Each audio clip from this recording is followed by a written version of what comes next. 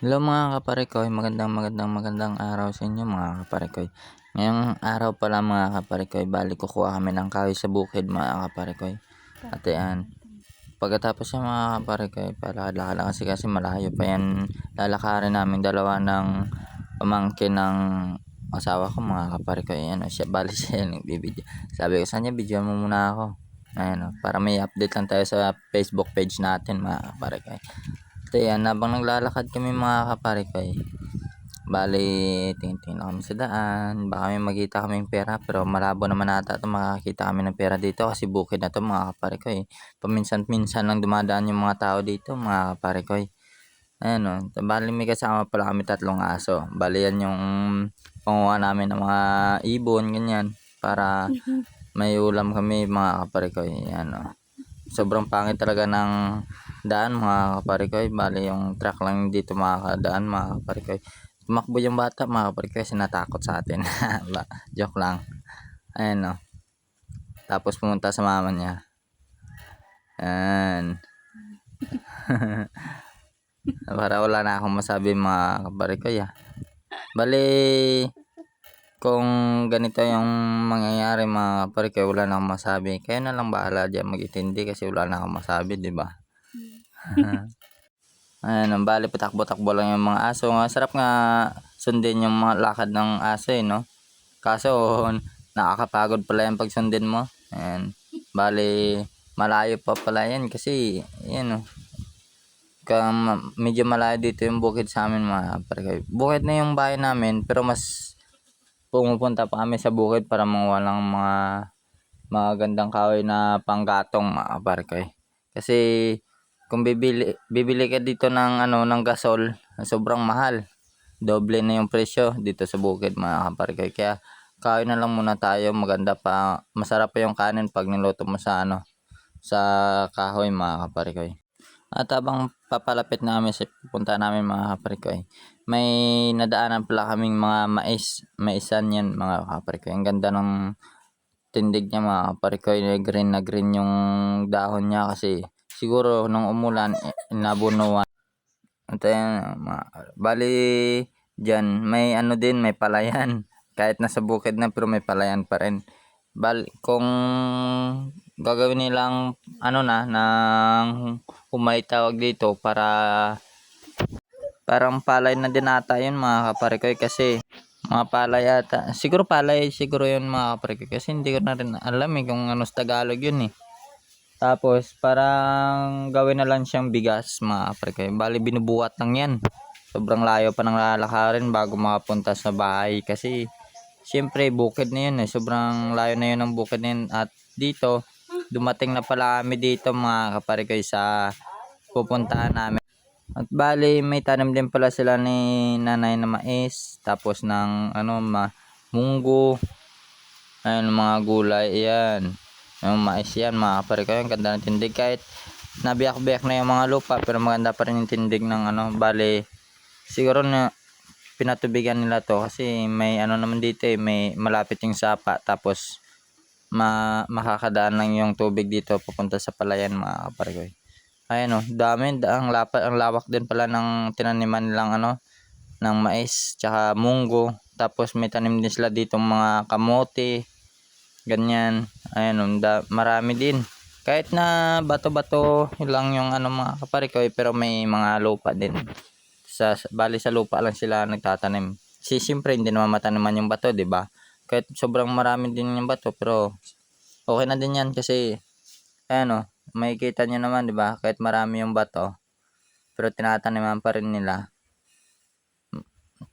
Sayang din kasi yung space nila mga kaparikoy, sobrang lawak. Bali kumukuha pala ako dyan ng kahoy, ayan yan kasi wala na kaming panggatong, wala na kaming wala na kaming pangsaing mga kaparikoy kasi naubos na yung kinuha nila ni nanay tsaka ni tatay nakaraan. Kaya ako naman mismo yung kumuha rito mga kaparikoy.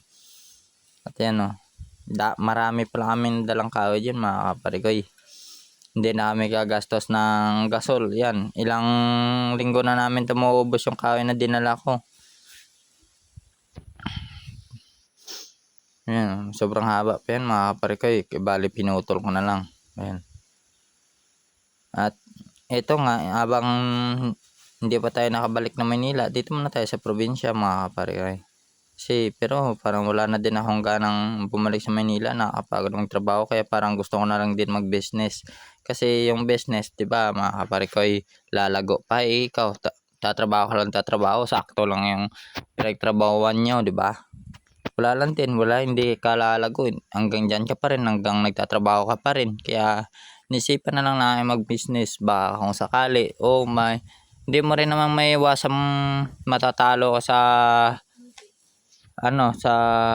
business. May lugi, kumbaga lugi mga kapare ko.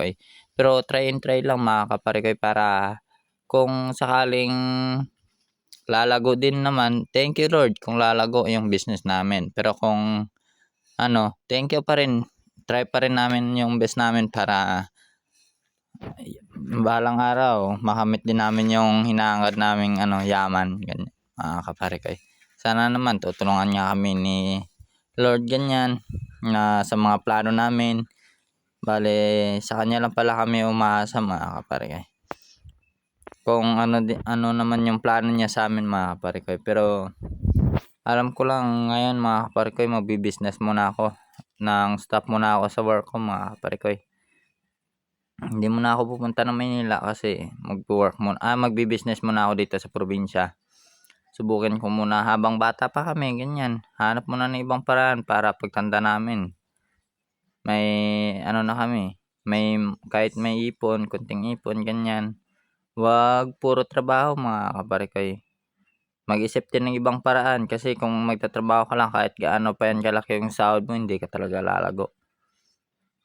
Oo, lalago ka. Kung ikaw lang mag-isa, wala kang binubuhay, paano pag may binubuhay ka, 'di ba?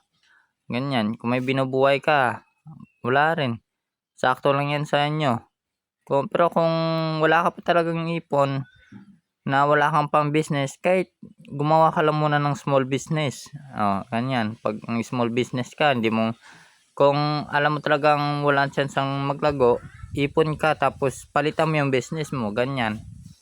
Tapos siyempre tiyaga lang tsaka tiis. Kaya kailangan mo talagang wag mo munang madalian yung ganyan kasi yung yaman pinaghihirapan yan, hindi kinukuha sa madaling paraan mga kapare ko. Tapos yan yung nagbibideo pala sa akin mga kapare ko, parang duling kasi nasa baba yung video niya, hindi sa akin Ayan makikita niyo naman 'di ba, puro lupa. Imbes na ako yung videoan niya, lupa kasi iwan ko sa kanya kung ano yung inaano niya. Kahit bato-bato ng mga kapare ko, pero marami pa ring ng malalaking mga puno ganyan sa gilid. Nakikita niyo naman 'di ba? Yan. Bale naghahanap pala kami diyan ng mga magandang yung tawag nito, parang mapanggatong na talaga mga kapare ko. Ayun hindi, yung nabibideo yata itong mga kapare ko kasi bata lang ito kaya ganyan. Yung video niya sa akin puro lupa, ganyan. Yan bato. Hindi nakatutok sa akin. Ayan bale may nakuha na pala ako diyan Naputol ko na. Sabi ko videoan mo ako na pinuputol ko. Ayan, natapos ko na sa pagputol. Hindi pa rin siya naka-video. Yan. Tapos niyan mga kapare ko, habang kumukuha kami diyan, bali may sabi ko dandaan ka lang diyan kasi may butas diyan, baka hindi kita makita mamaya. Ayun, sobrang lalim pa naman yung butas diyan mga kapare ko.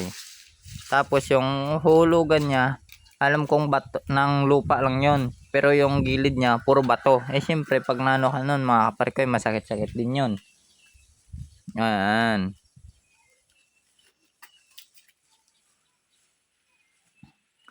Tapos yan ayun habang inaano ko sa videoan mo yung mga gilid, ganyan, mga ibang bale ayan pinuputol ko kasi medyo may kalakihan din to mga kapare ko, pero kaya rin naman to ng itak na dala ko, ganyan. Kasi malaki din yung itak na dala ko mga kapare ko. Saktong sakto lang din. At ayan no, mga kapare ko. Bali yung yun pala mga kapare ko, palayan din yun ng tatay ko. Ng tatay ng misis ko, bali tatay ko na rin. Ayun no, sobrang tagal kong putulin kasi malaki yan mga kapare ko eh. Ayun no. Yan. Pero ano na yan, ang tawag nito, parang patay na siya na ano, pwede na siya gawing panggatong mga kapare ko eh. Kasi ayun bali iniwan pa lang na pala namin diyan yung isa kasi medyo malaki na rin yung dala ko, medyo marami na rin kahoy eh. Ayun, pagtapos niyan mga kapare ko eh, bali